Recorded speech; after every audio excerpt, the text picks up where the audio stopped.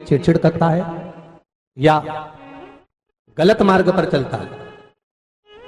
श्रंभेश्वर महादेव शंकर जी का एक नाम है, श्रंभेश्वर महादेव।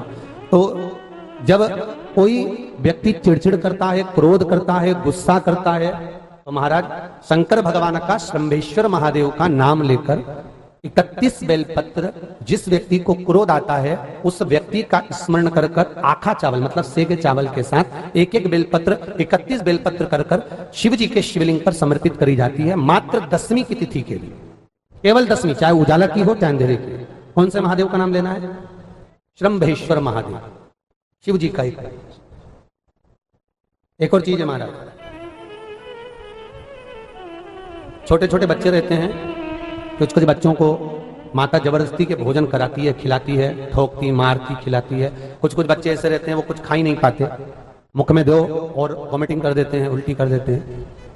ऐसे बच्चों के लिए या जिस व्यक्ति को भोजन पचता नहीं हो और उधर में एसिडिटी रहती हो और जलन टाइप की होती हो, उसके लिए भी श्रंभेश्वर महादेव का स्मरण है। सुंदर व्याख्यान वर्णन किया है। श्रंभेश्वर महादेव के ठीक सामने अर्थात भगवान शंकर के किसी भी शिवलिंग के सामने एक तांबे के लोटे में जल रख लीजिए, तो जल के अंदर 3 बेलपत्र डाल दीजिए, एक पीपल का पत्ता डाल दीजिए महाराज, शमी के 11 पत्ते कलश को छुआकर शंकर भगवान के शिवलिंग पर श्रंभेश्वर महादेव के नाम से चढ़ा दीजिए। उस जल को उठाकर ले आइए, एक रात्रि तक घर के अंदर रखना है। उस जल को श्रंभेश्वर महादेव का नाम लेकर जिस व्यक्ति को एसिडिटी होती हो या उधर खराब रहता हो या भोजन नहीं पचता हो या पेट से जुड़ी हुई प्रॉब्लम हो या बच्चों को भोजन कराते हैं और वो वोमिटिंग कर देते हो, ऐसे बच्चे को या भोजन नहीं भा रहा हो ऐसे व्यक्ति को उस जल को सवेरे दोपहर शाम 3 बार श्रंभेश्वर महादेव का नाम लेकर आचमन कराना प्रारंभ कर दो, पिलाना चालू कर दीजिए। 3 या 4 दिन पिलाओगे, अपने आप उधर में भी आनंद रहेगा, बच्चा भोजन करना भी प्रारंभ कर देगा। श्रंभेश्वर महादेव, विश्वास की पूर्णता में शिव तत्व की पूर्णता। सारे देवताओं पर नारियल को तोड़कर चढ़ाया जाता है, पर मेरे शंकर भगवान को नारियल तोड़कर नहीं पूर्ण चढ़ाया जाता है, क्योंकि विश्वास पूर्ण होना चाहिए। जैसे 5 स्थान पर लगाया गया चंदन व्यक्ति को बाधाओं से बचा लेता है, विपदाओं से बचा लेता है। जैसे पंचदेव का पूजन, शिव पंचायत का पूजन बाधाओं से बचा लेता है, विपदाओं से बचा लेता है। कई मंदिर ऐसे होते हैं जहां पर शिव पंचायत नहीं होती है, कई मंदिर ऐसे होते हैं जहां पर शिव पंचायत के देवता नहीं होते हैं। शिव पंचायत में सूर्य देव, भगवान नारायण, माँ जगत जननी, भगवान देवादिदेव महादेव, स्वयं भगवान श्री गणेश जी महाराज, ये 5 देव शिव पंचायत के मूल देवता माने। पर कई मंदिर ऐसे हैं जहां पर शिव पंचायत में सूर्य देवता का मंदिर में मूर्ति नहीं है या भगवान विष्णु की मूर्ति नहीं है, शंकर जी की मूर्ति की, तो यहां शिव पंचायतन का पूजन का स्मरण करते हुए वर्णन किया गया लिंग पुराण के अंदर कि शिवलिंग में 5 जगह ऐसी होती है जहां पर अगर चंदन का लेपन कर दिया जाता है तो विपदा, बांधा, तकलीफें, कष्ट दूर होता चले। 5 स्थान बताए, उसको समझिए। जैसे इसको देखो, ठीक है, ये शिवलिंग को अपन मान लो, इसको जलाधारी मानो जहां से जल बहता है, ठीक है। ये गोल भाग जलाधारी जिस पर शिवपिंडी रखी है, यहीं पर अपन गणेश जी कार्तिकेय का स्थान, बीच में अशोक सुंदरी का स्थान मान लो। अब इसको समझिए, 5 स्थान बताए।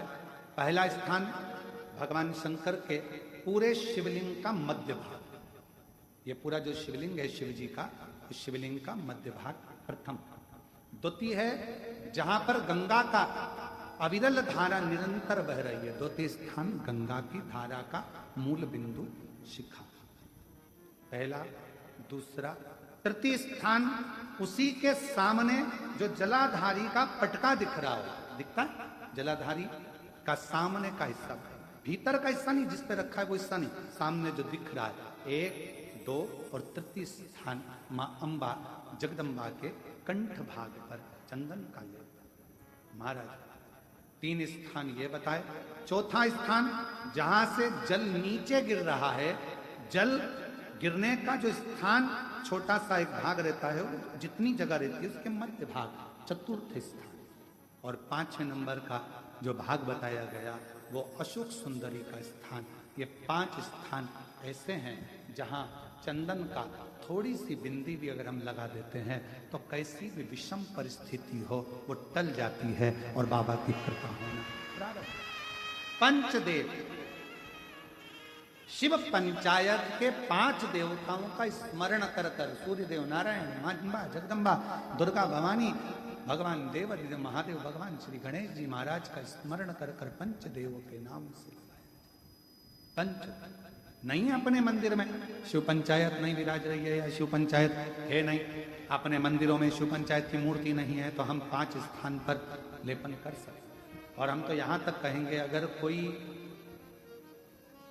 स्त्री हो, पुरुष हो, बच्चा हो, बूढ़ा हो, जवान हो, किसी को भी शरीर का चर्म रोग अगर हो गया है, चर्म रोग से अगर वो ग्रसित हो गया है तो दुर्वा,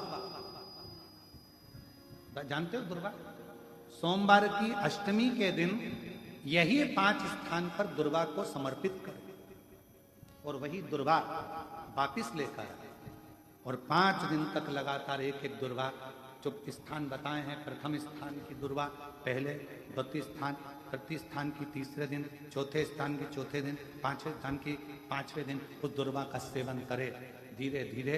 ये अगर वो सोमवार की अष्टमी के दिन 5 दिवस तक लगातार उस दुर्वा का सेवन करे, डॉक्टर का इलाज अपनी जगह चलने दो, डॉक्टर को दिखाते रहो क्योंकि वो भी शिव का रूप है, पर साथ में अगर वो दुर्वा का प्रयोग करना प्रारंभ करे तो अगर चमड़ी सफेद भी पड़ जाती है या चर्म रोग कैसा भी हो जाता है, धीरे धीरे ठीक होना प्रारंभ हो जाता है। शिव पंचायत में रोग की मुक्ति के लिए, चर्म रोग की मुक्ति के लिए स्वयं भास्कर भगवान देवाधिदेव महादेव के स्वरूप आनंदमय सुखमय सूर्य देवता की भी उपासना करी। बेल पत्र के पत्र को तोड़ने से पहले एक नियम है कि बेल पत्र के पत्र को वृक्ष से जब तोड़ा जाता है तो सबसे पहले उसको मंत्र दिया जाता है। क्या कहा जाता है? ओम नमः शिवाय। बेल पत्र के पत्र को पेड़ पे से जब तोड़ा जाता है तो ओम नमः शिवाय का नाद किया जाता है। और बेल पत्र के पत्र में, इसमें तो वो नहीं है गूठी, बेलपत्र का जब पत्ता टूटता है तो यहाँ एक गूठी आ जाती है, देखा है आप लोगों ने? जम के तो बोलो, देखा है? तो बेलपत्र के पत्र में जो गूठी होती है उसको भी जब तोड़ा जाता है, उस गूठी को जब अलग किया जाता है तब भी शिव मंत्र उसको दिया जाता है। ओम नमः शिवाय, ओम नमः शिवाय, ओम नमः शिवाय। वृक्ष पे से पत्ते को तोड़ा तो मंत्र दिया, गूठी को तोड़ा तो मंत्र दिया, और बेलपत्र के पत्ते को जब तोड़ा जाता है, मंत्र, पत्ते को तोड़ने से पहले मंत्र प्रदान किया जाता है, और जब तोड़ा जाता है तो कहा जाता है, हे मां पार्वती, हे मां गोरा, चलो तुम्हें शिवजी ने बुलाया है मेरे कल्याण के लिए। मां, आपको शंकर जी ने याद किया है, मेरे ऊपर बहुत दुख है मां, कल्याण करिए, चलिए मेरे दुख को समाप्त करिए, निमंत्रण दो।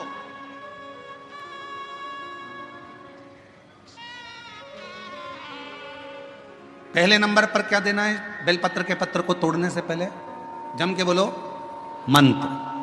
दूसरे नंबर पर क्या देना है? बेलपत्र के पत्र को चलने का, जम के बोलो निमंत्रण। मां पार्वती जी से कहो, हे मां गोरा, हे मां पार्वती, हे मां चलिए, आपको शिव जी ने याद किया है। मां, हे मां पार्वती, हे मां गोरा, मेरे कल्याण के लिए, मेरे दुख को दूर करने के लिए, मेरी तकलीफों को हरने के लिए, हे मां गोरा, मेरे कष्ट को समाप्त करने के लिए, मां गोरा, मेरा भंडार भरने के लिए आपको शिव जी ने याद किया है, निमंत्रण दो। लेकर आए, फिर गूठी तोड़ी, फिर मंत्र दिया, ओम नमः शिवाय, नमः शिवाय, नमः शिवाय। अब गुरुजी ने पूछा कि तुमने मंत्र दिया? नहीं। तुमने निमंत्रण दिया? नहीं। तो फिर तुम्हें क्या हक है कि बेलपत्र का पत्र तोड़ो? शिव महापुराण की कथा तो कितनी बड़ी बात कहती है, बेल पत्र के पत्र को सीधे पेड़ में से तोड़ कर लेकर आना चाहिए। बेल पत्र की डंडी, कई माताओं की, कई भाइयों की आदत होती है, बड़ी सी डंडी होती है, उसको वहां से काट लिया, तोड़ लिया, पूरी की पूरी डंडी तोड़ कर लिया है, फिर घर पर आकर उसमें से पत्तियां तोड़ ली, जो डंडी थी उसको पटक दिया। ना ना ना, ये गलत है, ये गलत है। वृक्ष से पत्तों को निमंत्रण देकर फिर तोड़ा जाता है और फिर लेकर आकर दूठी तोड़ते समय भी शिव मंत्र को दिया जाता है।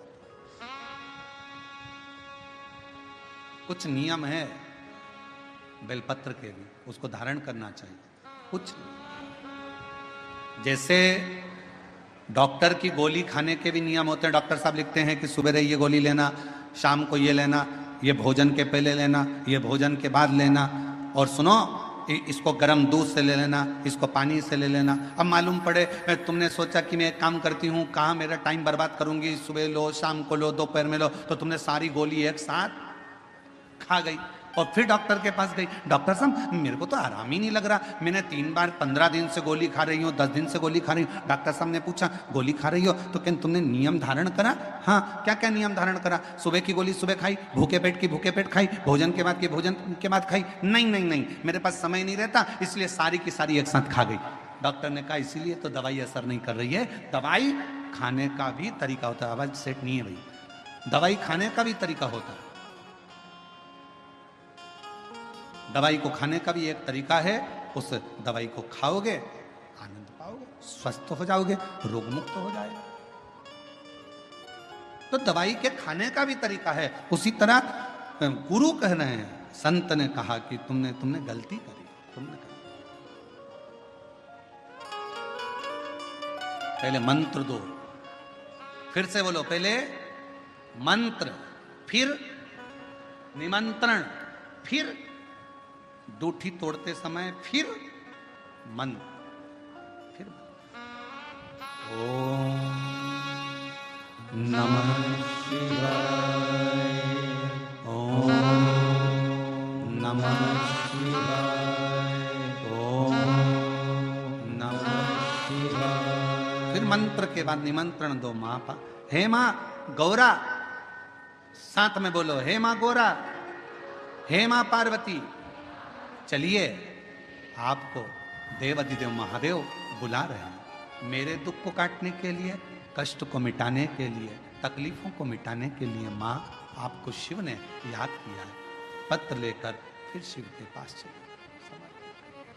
बहुत रोगी है, एक हाथ में दूध लो, एक हाथ में जल लो, 5 बेलपत्र दोनों में डाल लो, और उस व्यक्ति का नाम लेकर, भले उसको ऑक्सीजन लग रही है, उसका नाम लेकर, गोत्र बोलकर, कुमरुका जी का नाम लेकर, श्री शिवाय नमस्तुभ्यम बोलकर शंकर पर चढ़ा दीजिए। सुबह दोपहर शाम प्रदोष काल में 3 बार दिन भर में चढ़ाओ। 3 दिन के अंदर उसको अंतर आना चालू हो जाएगा। 3 दिन। जिस लड़का और लड़की का विवाह नहीं हो रहा, बहुत हताश हो गए, परेशान हो गए, विवाह संबंध जमी नहीं रहा, किसी भी बुधवार के दिन तांबे के कलश में चने की दाल को भर लीजिए, किसी भी बुधवार, और तांबे के कलश में चने की दाल को भर लो, उसमें 2 गोल सुपारी रख लो, पूजन वाली सुपारी रखकर 2 सिक्के उसमें रख लो, पीले कपड़े से मुख बांध दो, उसका पूजन करो बुधवार के दिन भी, और गुरुवार के दिन उसका पूजन स्नान करने के बाद करना, पर घर में किसी से बात मत करना, मुख से शब्द मत बोलना, मुख झूठा मत करना। पूजन करने के बाद उल्टे हाथ पर कलश को रखकर सीधे हाथ से ढककर कोई ब्राह्मण के घर में जाकर साथ में किसी को ले जाओ, बिना बोले, बिना बात करे, बिना कहे, साथ जाकर ब्राह्मण का दरवाजा बजा दे, बात कर ले, और साथ में गया वो, पर तुम्हें नहीं बोलना है। और वो कलश ब्राह्मण के अपनी कामना कर कर वो कलश का दान दे दिया जाए। महाराज ज्यादा से ज्यादा 4 महीना 3 महीने के अंदर विवाह संबंध पक्का हो जाता है। विवाह संबंध, चने की दाल का दान कोई सहज नहीं है। जिस नारी का रजोधर्म रजो धर्म के अंतर्गत नारी को जो जो परेशानियां होती हैं, कोई के 8 दिन पहले, 4 दिन पहले, 3 दिन पहले कहीं ना कहीं रजो धर्म के अंतर्गत जो बीमारियां होती हैं, उसके लिए महाराज 7 चने की दाल के दाने तुलसी महारानी के सामने कटोरी में रखकर तुलसी के 3 पत्ते उसमें डालकर अपनी मनोकामना कर कर तुलसी में 3 बार जल छोड़कर वो तुलसी और वो चने की दाल ले जाएं और उसको धीरे धीरे कर कर एक एक कर कर सुबह शाम दोपहर में उसको खा लीजिए। रजो धर्म से जुड़ी हुई परेशानी समाप्त। कोई सहज नहीं है महाराज। चने की दाल को स्वर्ण दान का भी भाव कहा गया। हमारे हिंदू धर्म में चने की दाल को स्वर्ण दान भी करते हैं। जो व्यक्ति स्वर्ण दान नहीं कर पाता वो चने की दाल का दान कर देता है, तो स्वर्ण दान के बराबर मान्य है महाराज। फिर निवेदन करा, चने की दाल का व्याख्यान वर्णन फिर किया गया। मान लो कोई प्लाट है, कोई प्रॉपर्टी है, कोई जमीन है, कोई जायदाद और नहीं बिक रही, बहुत परेशान हो गए, लाखों करोड़ों रुपए तुम्हारे डूब गए और ये प्रॉपर्टी बिके, तब तुम उबरो, तो उसके लिए चने की दाल को एक रात्रि पहले रविवार के दिन घर में गला लीजिए और उसको गलाकर दूसरे दिन उसमें थोड़ा सा चंदन मिलाकर पीस लीजिए। पर पीसना आपको मिक्सर में नहीं है, पीसना आपको सिलबट्टे पर, चकोटी पर जो आपके यहाँ उससे उसको पीस लीजिए। और पीसने के बाद उसमें थोड़ा सा दूध मिलाकर शिव मंदिर में जाकर शंकर भगवान के शिवलिंग का सोमवार के दिन लेपन करिए। लेपन कर कर अपनी कामना कर कर शिवलिंग पर 3 उंगलियां लगा लीजिए महाराज, अपनी कामना कर कर। जो 3 उंगलियां आपने लगाई है, उंगली हटाते समय चंदन के लेपन को जो लगाया आपने, चने की दाल का लेपन, स्वर्ण का लेपन, उसको हम कहते हैं स्वर्ण लेपन, उसको लेकर आ जाइए महाराज। उसको थोड़ा सा लेकर आ जाओ, एक किसी भी फूल में उसको लगाकर जो जमीन, जो प्रॉपर्टी, जो जगह बेचना है वहां पटक दीजिए महाराज। उसके ग्राहक आना चालू हो जाएंगे और वो प्रॉपर्टी शीघ्र बिक जाएगी। अपनी कामना के अनुसार बिकेगी कि कितने में आपको बेचना, अपने अनुसार। महाराज चने की दाल स्वर्ण दान के बराबर है। चने की दाल को सहज नहीं समझा जाता। गुरु भक्ति के लिए बहुत मूल है। माताएं कई बार पीले गुरुवार करती हैं या केले के पेड़ के नीचे पूजन करती है तो चने दाल समर्पित करती है। क्यों करती है? उसका भाव है स्वर्ण दान के बराबर, मनवांचित फल की प्राप्ति के लिए, मनोकामना के लिए। जिस जमीन में फसल कम होती हो, जिस जमीन में प्रॉपर्टी के अंतर्गत कहीं लाभ नहीं मिल रहा हो, जो कई लोग वो जमीन की दलाली का काम करते हैं ना, जमीन बेचवाते हैं, खरीदवाते हैं और कोई लाभ ही नहीं मिल रहा, कई दिनों निकाल दिए, साल निकाल दिए, कोई लाभ नहीं हुआ, तो निवेदन है शंकर भगवान के मंदिर में शिवलिंग पर 108 चने के दाल समर्पित करो। उस 108 चने की दाल को प्रदोष के दिन शाम के समय समर्पित कर कर उस दाल को उठाकर लिया, जेब में पीले रुमाल के साथ उसको बांध कर रख लो। किसी प्रॉपर्टी का सौदा कराने जाओ, उसको पटक कर लेकर जाओ, आपके लाभ होना चालू, सौदे होना चालू, आपको कमीशन मिलना